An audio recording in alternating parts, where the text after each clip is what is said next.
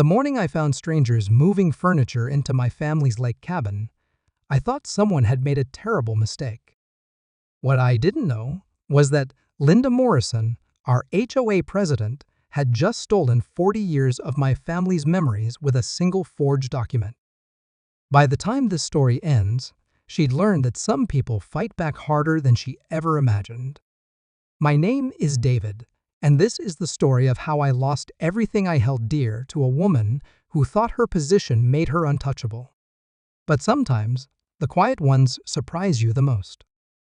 Let me take you back to where this all began. Pine Lake Estates isn't your typical suburban development. Nestled in the mountains of North Carolina, it's one of those communities where million-dollar homes sit alongside modest cabins that have been in families for generations. My family's cabin was one of the originals. My grandfather built that cabin in 1982 with his own hands. Every summer of my childhood was spent there, learning to fish with my dad at dawn, helping my grandmother tend her wildflower garden, falling asleep to the sound of lapping water against the old wooden dock. When my grandparents passed, they left it to my father. When he died 3 years ago, it became mine. The cabin wasn't much to look at from the outside. Weathered cedar siding, a stone chimney that leaked a little when the wind was just right, and a screened porch where my family had shared thousands of meals. But it sat on one of the most beautiful lots in the entire development, a full acre of lakefront property with 200 feet of pristine shoreline. That's where Linda Morrison comes into this story. Linda had been HOA president for 8 years by the time I inherited the cabin. She was one of those people who seemed to find purpose in making others miserable. Tall, sharp-featured, with graying hair she kept in a severe bun, Linda treated the Homeowners Association like her personal kingdom. She drove a white Mercedes with vanity plates that read HOAPRES and had opinions about everything from mailbox heights to the appropriate shade of beige for exterior paint. Her son Marcus was a different story entirely. 28 years old and still living in his mother's basement, Marcus had never held a job for more than 6 months. He spent his days playing video games and his evenings complaining to anyone who'd listen about how unfair life was. Linda, of course, believed her precious boy was simply misunderstood. The trouble started 6 months after I inherited the cabin. I'd been coming up every other weekend, slowly working through repairs, and trying to decide whether to keep it as a family retreat or sell it to help with my daughter's college expenses. The property taxes alone were becoming a burden, and maintenance on a 40-year-old structure was constant. That's when Linda made her first move. It was a crisp October morning when I found the letter slipped under my door. Official HOA letterhead, Linda's signature at the bottom. The subject line read, "Violation notice, immediate attention required." According to the letter, my cabin was in violation of 17 different HOA regulations. The paint was inconsistent with community standards. The dock needed structural assessment and potential replacement. The wildflower garden my grandmother had lovingly maintained was unsightly and detrimental to property values. Even the old oak tree that shaded half the cabin was supposedly a potential hazard requiring professional evaluation. Each violation came with a fine. Some were $50, others were $200. All told, Linda was demanding $3,400 in immediate payment, plus the cost of bringing everything into compliance, which she estimated at another $15,000. I stared at that letter for a long time, sitting on the porch where my family had gathered for Sunday dinners countless times. The absurdity of it was staggering. The cabin had looked exactly the same for decades. Nothing had changed except the name on the deed. I called Linda that same day. "Mrs. Morrison, this is David Chen. I received your violation notice, and I think there's been some mistake." "No mistake, Mr. Chen." Her voice was clipped, professional, cold. "The property has been thoroughly inspected, and found to be substantially out of compliance. The previous owners may have been given accommodations, but under my leadership, we maintained consistent standards for all residents. But my grandparents lived here for 30 years. My father for another 10. Nobody ever said anything about violations. Times change, Mr. Chen. Standards evolve. The community has grown more sophisticated, and our property values reflect that growth. I'm sure you understand. I didn't understand. Not then. But I was about to learn that Linda Morrison had been waiting for this opportunity for a very long time. Over the next month, I tried to work with her. I hired contractors to get estimates on the repairs.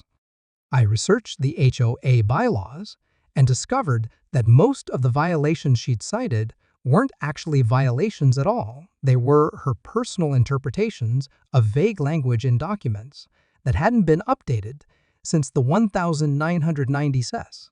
But every time I presented evidence that contradicted her claims, Linda found new problems. The water heater was too old. The electrical panel needed upgrading. The septic system required inspection. Each new demand came with deadlines that seemed designed to be impossible to meet. Would you have trusted her at this point? Looking back, I can see what she was doing. But at the time, I honestly believed we could work something out. I thought she was just being overly cautious, maybe trying to protect the community's interests. I was wrong about a lot of things back then. The breaking point came in December. I'd been working with contractors for 2 months, spending money I didn't really have to address Linda's endless list of concerns. I had painted the cabin, replaced the dock railings, trimmed the oak tree, and even transplanted my grandmother's wildflowers to a more appropriate location behind the house. But it wasn't enough. It was never going to be enough. That's when Linda played her trump card. Another letter, this one marked URGENTFINALNOT, ICE. The HOA was placing a lien on my property for unpaid fines and fees. If the amount wasn't paid in full within 30 days, they would begin foreclosure proceedings. The total now? $47,000. I sat in my car in the cabin's driveway, reading that letter over and over. $47,000. For a property my family had maintained without complaint for 4 decades. For fines that seemed to multiply every time I checked the mailbox. For violations that didn't exist until Linda decided they did. That night, I called my lawyer. David, I'll be honest with you. Tom Bradley had been my father's attorney for 15 years, and he didn't mince words. She's playing a game, and she's playing it well. These HOA foreclosures are becoming more common. The laws heavily favor the association, especially when they can document a pattern of violations. But most of these violations are bogus. Half of them aren't even in the original bylaws. Doesn't matter. If the board voted to approve the fines, and you didn't appeal through proper channels within the specified time frame, they become legally enforceable. She's been very careful about following procedures. So what are my options? Tom was quiet for a long moment. Fight it in court, which will cost you more than the fines and take years to resolve. Pay the fees and try to move forward. Or what? Sell the property. Cut your losses and walk away. I hung up the phone feeling sick. Linda Morrison wasn't just harassing me. She was systematically destroying my connection to the only place that still felt like home. And she was doing it all perfectly legally. But I wasn't ready to give up. Not yet. Not when so much family history was at stake. I decided to fight back, starting with the HOA meeting scheduled for the following week.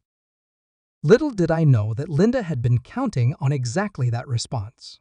She'd been planning her next move for months, and I was about to walk straight into her trap. The HOA meeting was held in the community center, a building that had seen better days but still maintained the rustic charm that originally attracted families to Pine Lake Estates. I arrived early, hoping to speak with some of the other board members before Linda took control of the proceedings. What I found instead was a room full of people who seemed to be avoiding eye contact. There were maybe 20 residents in attendance, unusually high for a December meeting, as I later learned. Most sat in small clusters, whispering among themselves and glancing nervously toward the front of the room where Linda was arranging her papers with military precision. I recognized a few faces. The Hendersons, who lived 3 houses down from my cabin, gave me a sympathetic nod. Old Mr. Patel, who'd been fighting his own battles with Linda over his garden gnome collection, offered a weak smile. But most of the attendees were strangers to me, newer residents with perfectly manicured lawns and matching mailboxes. Linda called the meeting to order at exactly 7 o'clock. "Before we begin with regular business," she announced, her voice carrying easily through the small room, "we need to address a serious matter affecting our entire community. Mr. Chen, would you please stand?" All eyes turned to me. I could feel the heat rising in my cheeks as I got to my feet. Mr. Chen owns the property at 412 Lakeshore Drive. As many of you know, this property has been the subject of numerous violations over the past several months. Despite repeated attempts to work with Mr. Chen, he has refused to bring his property into compliance with our community standards. "That's not true," I said, my voice sounding smaller than I'd intended. "I've addressed every legitimate concern you've raised. I've spent thousands of dollars." "Mr. Chen, you'll have an opportunity to speak during the designated comment period. For now, I need to present the facts to the board." She opened a thick folder and began reading from what seemed like an endless list of documentation. Photos of my cabin from every conceivable angle, contractor estimates, violation notices, correspondence between us. She'd been building a case for months, and it was thorough. But as she spoke, I began to notice something troubling in her presentation. She kept referring to the safety hazards posed by my property, the negative impact on community values, the precedent of allowing substandard properties to remain in violation. She wasn't just trying to find me into compliance. She was building a case for why my property was fundamentally incompatible with Pine Lake Estates. When she finished, the room was silent. Board member Janet Walsh, a retiree who'd always seemed reasonable in our previous interactions, cleared her throat. "Linda, this seems like an extraordinary situation. $47,000 in fines. Isn't that a bit excessive? Janet, we have standards for a reason. Property values in Pine Lake Estates have increased by 32% over the past 5 years. That growth benefits everyone in this room, but it requires consistent enforcement of our community guidelines." Board member Robert Kim nodded slowly. "And if Mr. Chen can't or won't pay the fines, then we proceed with foreclosure as outlined in our bylaws. The property would be sold at auction to recover the debt owed to the association." That's when it hit me. Linda wasn't trying to get me to comply with regulations. She was trying to force me out entirely. The impossible fines, the ever-changing requirements, the tight deadlines, it was all designed to create a situation where foreclosure was the only option. During the comment period, I stood and tried to explain my side. I talked about my family's history in the community, the thousands of dollars I'd already spent on improvements, my willingness to work with the board on any reasonable concerns. Several residents nodded sympathetically, and I began to feel hopeful that maybe common sense would prevail. Then Linda spoke again. "Mr. Chen, I appreciate your emotional attachment to the property, but attachment doesn't supersede our responsibility to the community as a whole. If you're unable to maintain the property according to our standards, perhaps it would be better served by an owner who can." The vote was 4-1 in favor of proceeding with foreclosure. Only Janet Walsh voted against it. After the meeting, I lingered in the parking lot, still processing what had happened. That's when Mrs. Henderson approached me. "David, I'm so sorry. This isn't right." "I don't understand it, Mrs. Henderson. My family has been part of this community for decades. Why is she doing this?" Mrs. Henderson glanced around nervously, then leaned closer. "You didn't hear this from me, but Linda's been talking about that lot of yours for years. She's always said it was wasted on a shabby old cabin." Her words, not mine. "Wasted how?" "She thinks someone could build a proper estate home there. Something that would really boost property values." "And her son, Marcus. Well, he's been talking about wanting to move out of his mother's house. Get his own place." The implications hit me like a physical blow. This wasn't about community standards or property values. This was about Linda Morrison using her position to steal my family's property for her son. Over the next few weeks, I tried desperately to find a solution. I reached out to every contractor in the area, hoping to get the remaining repairs completed quickly enough to satisfy Linda's demands. I applied for a personal loan to cover the fines, even though the interest rate would cripple me financially for years. But Linda had thought of everything. When I submitted proof of completed repairs, she found new violations. When I offered to pay a portion of the fines, she insisted on full payment.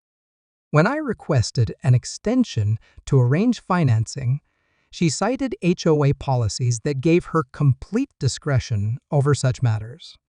It was a masterpiece of legal harassment, and I was powerless to stop it.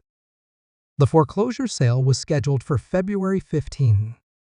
I'd exhausted my savings, maxed out my credit cards, and borrowed money from my sister just to keep fighting. My lawyer had filed motion after motion, but Linda's documentation was too thorough, her procedures too carefully followed. 3 days before the sale, I drove up to the cabin one last time. I wanted to say goodbye to the place that held so many memories, to collect a few family photos and mementos before strangers took possession. That's when I discovered I wasn't alone. There was a newer model Toyota parked in my driveway, and voices coming from inside the cabin. I walked up to the front door, my heart pounding, and looked through the window. Marcus Morrison was inside, measuring rooms and taking photos. But he wasn't alone. There was a woman with him, young, blonde, very pregnant. They were talking animatedly about furniture placement and nursery colors, treating my family's home like it was already theirs. I knocked on the door. Marcus answered, looking more annoyed than surprised to see me. "Oh, hey, Mr. Chen. Mom said you might stop by." "What are you doing in my house, Marcus?" "Just getting a feel for the space, you know. Making some plans." He gestured to the pregnant woman. "This is my fiancée, Ashley. We're thinking about the baby's room and all that." The casual arrogance of it took my breath away. 3 days before the foreclosure sale, and Linda's son was already treating my cabin like his personal property. "The sale hasn't happened yet," I said, trying to keep my voice steady.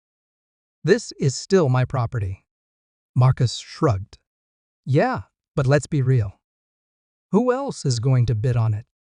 Mom says the minimum bid is set at the full amount of the fines and fees.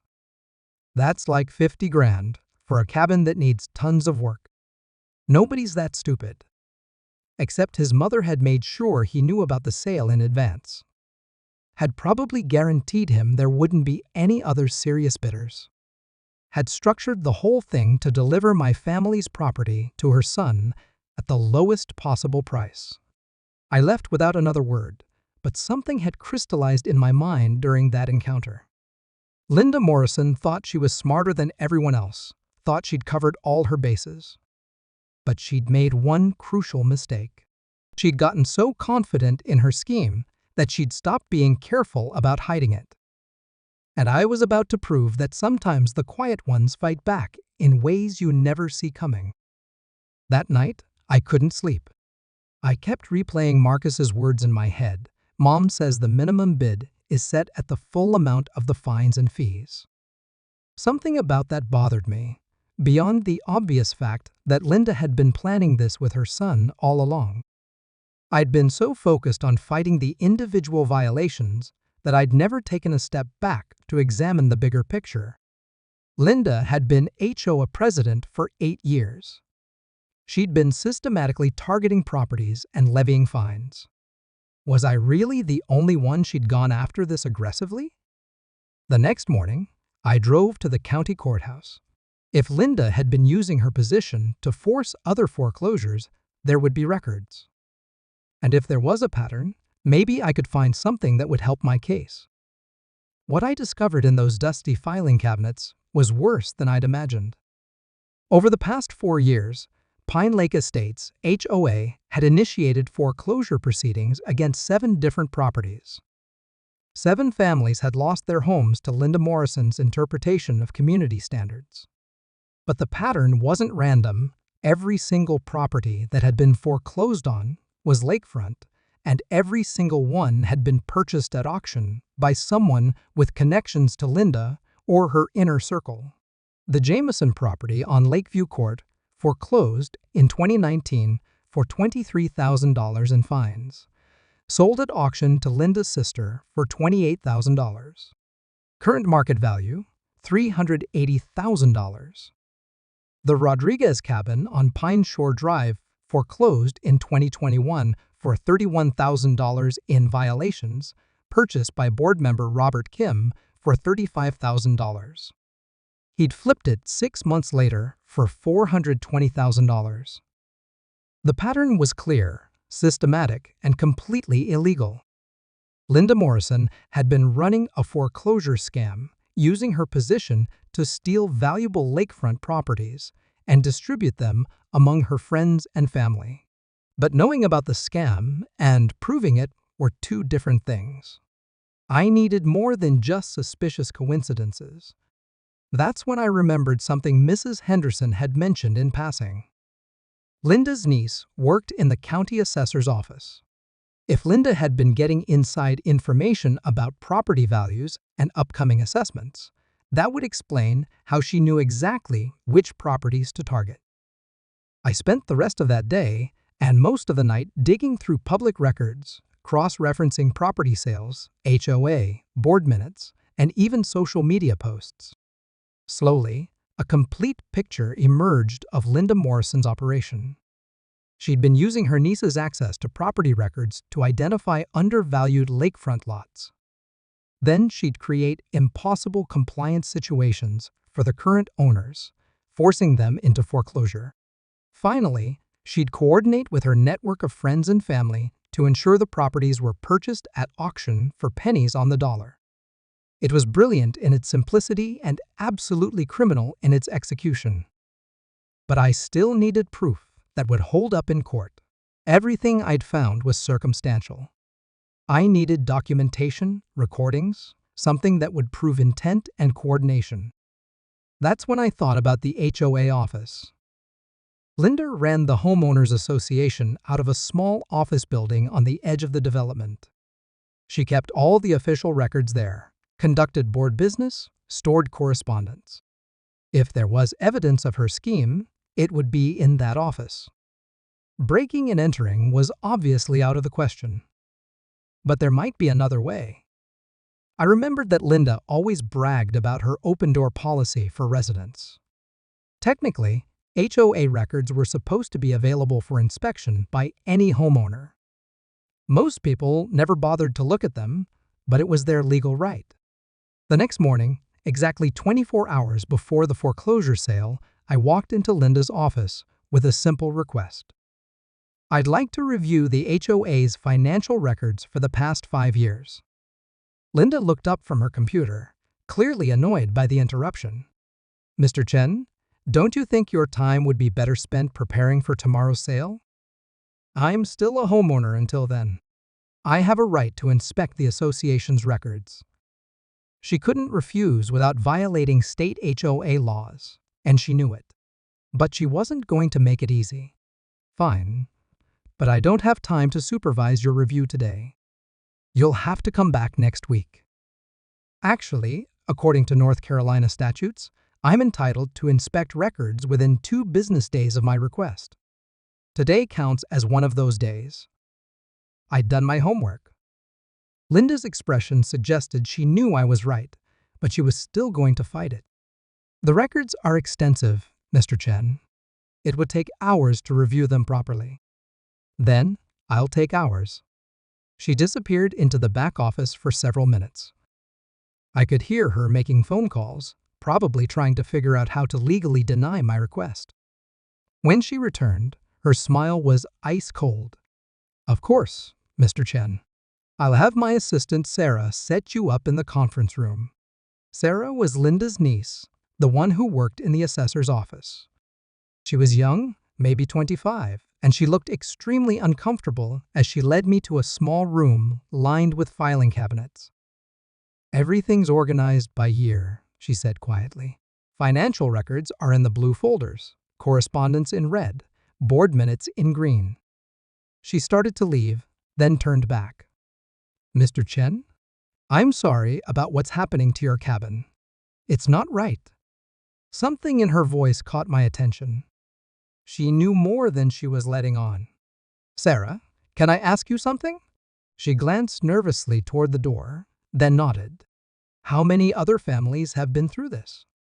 The foreclosures, I mean. Tears filled her eyes. Too many. And I've been part of it without realizing. She's been using my access to county records, asking me to look up property values and tax assessments. I thought she was just trying to help the community make good decisions. But now you know different? I heard her on the phone yesterday. She was talking to Marcus about your cabin, about how he needed to be ready to bid tomorrow. She said she'd made sure there wouldn't be any competition. Sarah wiped her eyes. She's my aunt, but what she's doing is wrong. Would you be willing to testify about what you've heard? Sarah was quiet for a long moment. Then she pulled out her phone. I don't have to testify. I recorded the conversation. My heart started racing. You recorded Linda talking about rigging the auction? I've been recording her for weeks. Ever since I realized what was really happening, I was scared to do anything with the recordings, but maybe it's time. She played back a snippet of audio. Linda's voice was unmistakable. Don't worry, Marcus. I've structured the minimum bid high enough to scare off any legitimate buyers. The property will be yours for exactly what we owe in fines. It's perfect lakefront property for practically nothing. It wasn't just evidence of auction rigging. It was proof that Linda had artificially inflated the fines specifically to benefit her son. Combined with a pattern of foreclosures I'd documented, it painted a clear picture of systematic fraud. Sarah, I need copies of those recordings. And I need them tonight. What are you going to do? I looked around the conference room at the filing cabinets full of Linda Morrison's carefully documented crimes, at the young woman who'd finally decided to do the right thing. I'm going to make sure tomorrow's auction is the last foreclosure Linda Morrison ever orchestrates. But first, I had to survive whatever trap she was undoubtedly setting for me. Because Linda Morrison hadn't maintained her position for 8 years by being careless, and she certainly wasn't going to let me expose her operation without a fight. The showdown was less than 24 hours away, and I had no idea how ruthless she was willing to get to protect her scheme. The foreclosure auction was scheduled for 10 a.m. at the courthouse steps. I arrived at 9:30 with a folder full of evidence, Sarah's recordings on my phone, and my lawyer, Tom Bradley, beside me. We'd spent the entire night preparing our case, and we had everything we needed to expose Linda Morrison's fraud. What we didn't have was Linda Morrison. Marcus was there, looking nervous but confident, with Ashley holding his arm and rubbing her pregnant belly. A few other residents had come to watch, including Mrs. Henderson and Mr. Patel. But Linda herself was nowhere to be seen. That's unusual, Tom murmured. In my experience, HOA presidents always attend foreclosure sales. They want to make sure everything goes according to plan. The auctioneer, a thin man in his 50s, with a voice that carried authority, called the proceedings to order. He read the legal description of my property, the amount of the debt, and the terms of the sale. Minimum bid, $47,000. Do I have an opening bid? Marcus raised his hand. 47,000. I have 47,000. Do I hear 50? This was my moment. I'd arranged for emergency financing from my sister, using her house as collateral. It was a desperate move that could destroy both our financial futures, but it was the only way to stop Linda's scheme. 50,000, I called out. Marcus whipped around to stare at me, his face showing genuine shock. He'd obviously been promised there wouldn't be any other bidders. 55, Marcus said, but his voice was shaky now. 60. 65. We went back and forth until the bidding reached $85,000. Marcus was sweating now, pulling out his phone to make frantic calls. After a whispered conversation with someone, probably his mother, he called out 90,000. I hesitated. That was more than I could afford, even with my sister's help. But I'd come too far to back down now. 95,000. Marcus made another phone call. This time, the conversation lasted several minutes. I could see him getting more agitated, arguing with whoever was on the other end. Finally, he hung up and shook his head at the auctioneer. Going once, going twice. Sold to bidder number 7 for $95,000. I'd bought my own property back for twice what it was worth in fines. But I'd also prevented Linda Morrison from stealing it for her son. And I had evidence that would ensure she never got the chance to try again.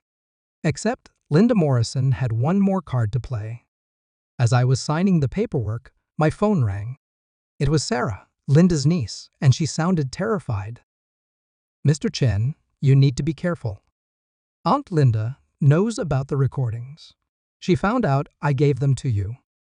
How did she find out? She has security cameras in the office. She saw us talking yesterday, and she's been monitoring my phone. She knows everything. My blood ran cold. Sarah, where are you right now? I'm at home, but she's been calling all morning. She's threatening to have me arrested for theft of proprietary HOA information. She says she'll ruin my career, get me fired from the assessor's office. Mr. Chen, I'm scared. Before I could respond, Tom Bradley grabbed my arm. David, we have a problem. He was holding a legal document that had just been served on me by a courier. Linda Morrison was seeking an emergency injunction to stop the sale, claiming that I had obtained confidential HOA information through fraud and coercion. She was also filing criminal charges against both me and Sarah for theft of proprietary records. Can she do that? I asked. She can try. And if she can convince a judge to grant the injunction, the sale gets reversed and we're back to square one. Except now, you're out $95,000 and facing criminal charges. This was Linda's real trap. She'd let me think I was winning, let me spend everything I had to buy back my own property, and now she was going to use the legal system to destroy me completely. Even if the charges didn't stick, the legal fees would bankrupt me, and the scandal would ruin both my reputation and Sarah's career. When's the hearing for the injunction? Tom checked his watch. 2 hours. Judge Patterson's courtroom. I spent those 2 hours in a panic, trying to figure out how to counter Linda's accusations. She'd clearly been planning this contingency for weeks, maybe months. Every move I'd made had probably been anticipated and prepared for. But Linda Morrison had made one crucial error in her calculations. She'd assumed that everyone else was as corrupt and selfish as she was. She'd never considered that someone might be willing to sacrifice everything just to do the right thing. Judge Patricia Patterson was known for her no-nonsense approach to civil disputes. She listened impassively as Linda's lawyer outlined the charges against me and Sarah, painting us as conspirators who had violated HOA confidentiality rules and state privacy laws to interfere with a legitimate foreclosure sale. When it was our turn, Tom stood and addressed the court. "Your Honor, this isn't a case about privacy violations or theft of records. This is a case about systematic fraud perpetrated by an HOA president against the residents she was sworn to protect." He played Sarah's recordings for the judge. Linda's voice filled the courtroom. "Don't worry, Marcus. I've structured the minimum bid high enough to scare off any legitimate buyers. The property will be yours for exactly what we owe in fines." Then he presented the pattern of foreclosures I'd documented. 7 properties over 4 years, all lakefront, all sold to Linda's friends and family for a fraction of their market value. Judge Patterson's expression grew increasingly stern as the evidence mounted. When Tom finished his presentation, she turned to Linda's lawyer. "Counselor, do you have any response to these allegations?" Linda's lawyer, a young man who'd probably never handled a case this complicated, fumbled through his notes. "Your Honor, these recordings were obtained illegally, without proper consent." "Actually," Judge Patterson interrupted, "North Carolina is a one-party consent state. If Mrs. Williams was party to these conversations, she had every right to record them." That's when Linda Morrison herself stood up in the gallery. "Your Honor, this is a witch hunt. Mr. Chen is trying to avoid the consequences of his own property violations by making wild accusations about my administration of the HOA." Judge Patterson studied Linda for a long moment. "Mrs. Morrison, are you represented by counsel?" "I don't need counsel to defend myself against these baseless charges." "Mrs. Morrison, based on the evidence presented today, you may want to reconsider that position.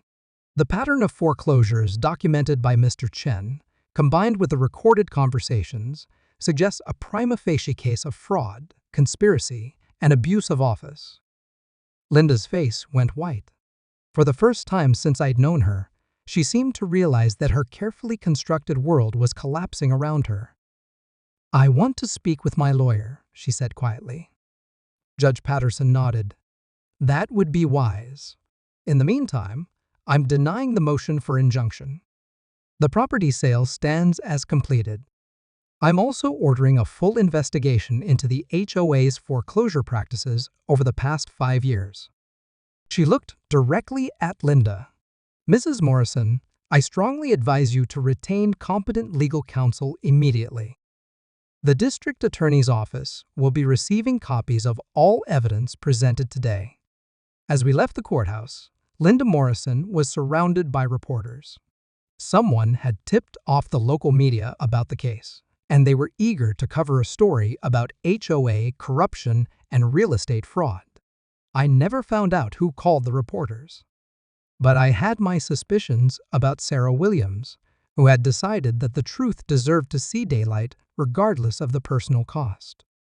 The investigation that followed would eventually lead to criminal charges against Linda Morrison, the dissolution of the current HOA board, and the reversal of all fraudulent foreclosures from the past 5 years. But that afternoon, walking away from the courthouse with my property deed in hand, I was just grateful to have my family's cabin back.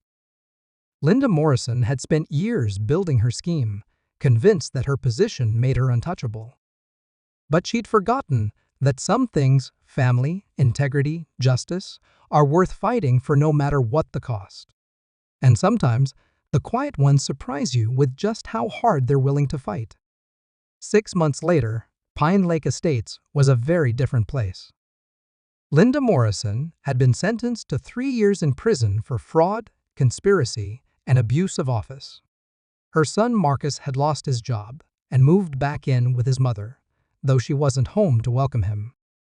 The baby he and Ashley were expecting would grow up knowing that their grandmother was a convicted felon who'd stolen homes from innocent families. The HOA board had been completely restructured under court supervision. Mrs. Henderson was elected as the new president, running on a platform of transparency and reasonable enforcement of community standards. One of her first acts was to establish an independent review board for all violation notices exceeding $500. Sarah Williams had been cleared of all charges and kept her job at the assessor's office. She had also been instrumental in helping the other foreclosure victims reclaim their properties or receive financial compensation. The courage she'd shown in exposing her aunt's crimes had earned her the respect of the entire community. As for me, I'd kept the cabin. The financial strain of buying back my own property had been enormous, but my sister and I had worked out a payment plan that wouldn't bankrupt either of us. More importantly, I'd preserved 40 years of family history and ensured that my own children would someday have the chance to create memories on that beautiful piece of lakefront property. But the real victory wasn't just keeping the cabin. It was knowing that Linda Morrison's scheme had been stopped before she could destroy any more families. The investigation had revealed that she'd been planning to target at least 6 more properties over the next 2 years, including Mrs. Henderson's house and Mr. Patel's garden paradise. The ripple effects of the case extended far beyond Pine Lake Estates. The state legislature passed new laws requiring HOA foreclosures to be reviewed by independent arbitrators. Other communities began investigating their own associations for signs of similar fraud. Linda Morrison's name became synonymous with HOA corruption, a cautionary tale shared at community meetings across the region. I still go up to the cabin every other weekend. Sometimes I sit on them,